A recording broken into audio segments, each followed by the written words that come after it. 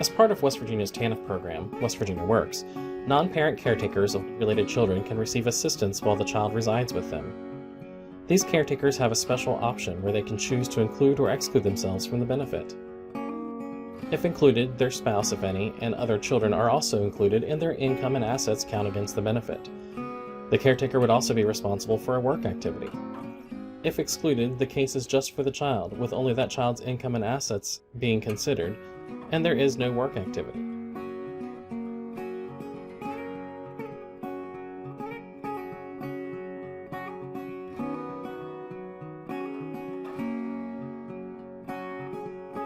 Melissa received a phone call from Brian inquiring about TANF assistance. He explains that he has recently taken on the care of his nephew. Since Brian is a caretaker relative, Melissa explains to him that the child must have a specified relationship to him and that verification must be provided. She also asks Brian if he would like to include himself or not.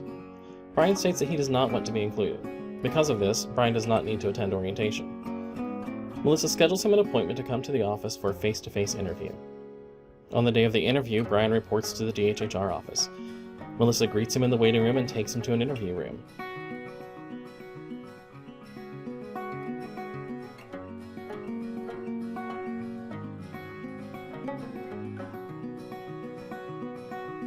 She logs into the data system and begins asking Brian all the eligibility questions, including household composition, non-financial determinants, income, assets, etc.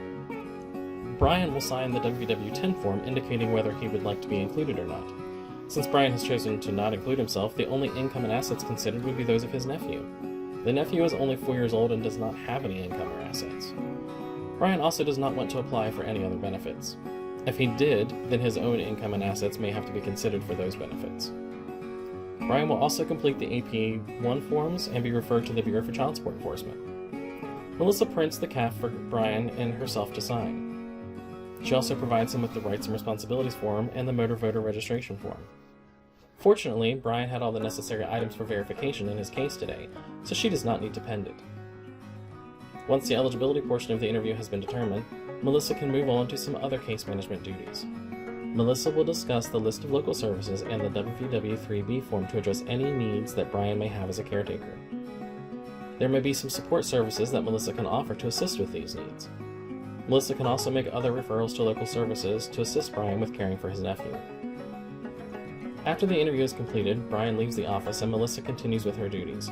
She completes the interview checklist, scans all documents into Brian's case file, and makes plans to follow up with him in 6 months to complete another WVW-3B form. She sets herself a manual alert so she does not forget to follow up with this appointment.